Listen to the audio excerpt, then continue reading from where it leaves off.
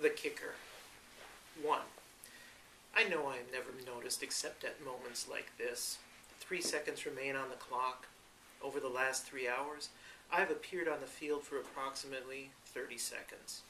Now I stand alone on the right hash mark near the 40-yard line, tossing spears of dead grass into the air to gauge the direction of the wind, while 60,000 pairs of eyes are trained on me in the stadium, while another 10 million are watching in living rooms and sports bars and on arrays of televisions in department stores and electronic superstores, while 52 teammates and 14 coaches refuse to look at me for fear they'll shatter my fragile kicker's psyche, while 53 opponents and their coaches watch with eyes wide or narrowed, but all on me to be certain, and twist their mouths to spit invective designed to shatter my fragile kicker's psyche. 2. My wife's eyes at this moment are likely closed as she lies between the sheets of our bed. Again too sick, she said, to come to the stadium and sit with the other wives in the private box, insulated against the cold wind swirling in the bowl. Or maybe her eyes are not closed. Perhaps they are open, watching the muscles in his shoulders tense as he holds himself above her, the weight of his upper body braced on his elbows and forearms as she moves beneath him with a motion as natural as breathing, holding in her lungs the faint pine scent of his aftershave lotion. 3. Or perhaps it's not aftershave lotion at all that I've detected, but the scent of a perforated sheet she tosses into the clothes dryer when she does laundry, a sheet that gets stuck in the sharp creases of the pillowcase she folds and puts away in our linen closet, where it sits for weeks, bleeding forest scents into 180 percale cotton fabric. 4. Except for the handful of plays that bring me on the field, today, 2 extra points, a field goal attempt that went wide right, and 3 kickoffs, I am alone on the sideline. I sit on the far end of the bench, huddled beneath a heavy poncho that shucks off the falling snow, but can't keep December chill from seeping into my joints, my knees and hips and shoulders. My teammates say nothing to me, for we kickers are a rare breed. Are they afraid I will snap? Afraid I will send my 180-pound body hurtling into their tree-trunk thighs, their moving truck chests, that my paper-thin pads won't be enough to prevent my bony shoulders from breaking bodies one could only attribute to the wonders of modern chemistry? 5. Or are they respectful of my craft? Do they know the physics of kicking? The delicate triangulation of plant foot, kicking foot, and held ball? Do they understand that my art is dependent upon factors beyond my control? What about the snap? If it is too high or too low, the entire timing of the delicate operation is thrown off. What about the placement? The ball being tilted a fraction of an inch in the wrong direction at the spot of my kick can result in it sailing 15 feet off mark where the goalpost stands 50 yards away.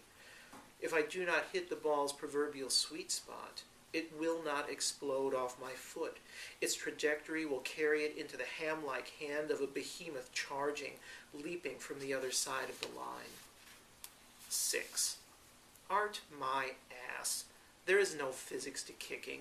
You just boot the ball for all you're worth and make damn sure it splits the uprights at least 7 times out of 10, or you're on the street and your wife is busy with some man who smells like a national forest and drinks the single malt scotch you keep locked in the cabinet. 7. The opposing team's coach has called a timeout. He knows my kick can erase his 2-point lead as the game's final gun sounds. He knows that if he loses again, he'll be called into his general manager's office and handed the pink slip, that his entire coaching staff will suffer exactly the same fate.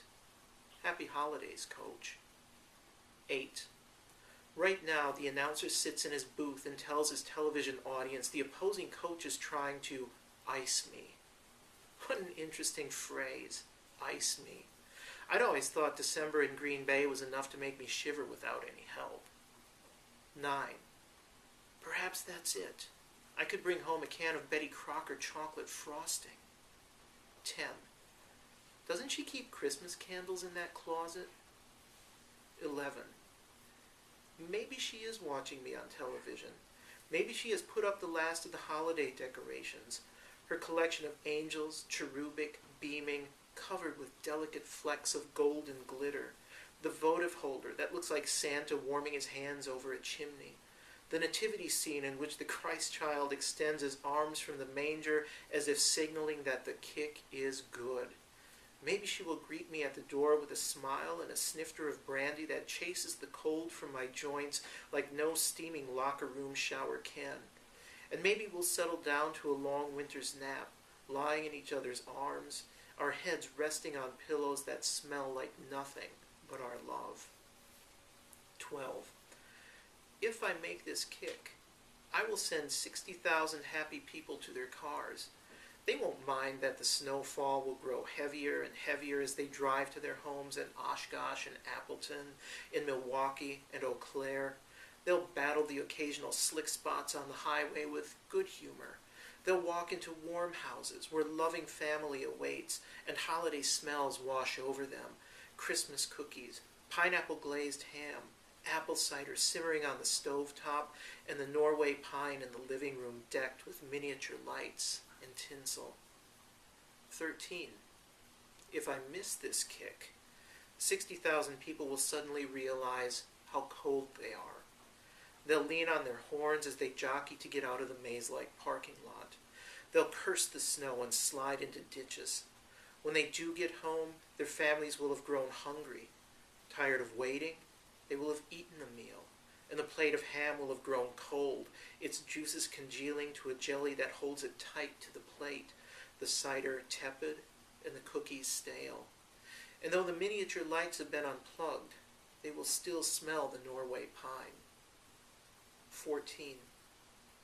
And what about the millions glued to their televisions? 15. Do I really believe that a 35-year-old man with a shaking marriage, kicking pebbled leather between yellow-painted steel posts makes a difference? That 3 points will do what nearly 2,000 years of Judeo-Christian tradition could not accomplish for some people? That one kick, the ball in flight for 3 seconds that feel like an eternity, will make a woman remember that she once loved me? 16. Is that your final answer? 17. If I make this kick, my teammates will swarm me. Their taped hands will thump my back, pat my helmet. They'll carry me off the field on their shoulders, their savior. They'll have survived to play another week of me sitting alone on the end of the bench, another week of coming home from practice to an empty house and waiting for her to return with the scent of cigarettes and stale beer on her breath. 18. I am kicker. Hear me roar. 19. And now it all goes silent. I know a beer commercial still plays on the Jumbotron. I know a bearded man stripped bare to the waist is bellowing at the top of his lungs along with 60,000 others. I know coaches are screaming into headsets. I know a vendor tries to sell one last jumbo hot dog. But I enter a zone and hear none of it. And when the referee blows his whistle, when the opposing units fall into formation with me 10 yards behind the center, when the ball is snapped and the Giants surge into one another with barbaric grunts and the pop of pads colliding, I still hear none of it. I do not hear the slap of the ball against the holder's palms. I do not hear the whisper of my cleats on the turf as I stride toward the ball. I do not hear the solid thud of my foot striking leather, nor do I hear the hiss of the air around the ball as it climbs, spinning end over end in a parabola that carries it to a place I can never know.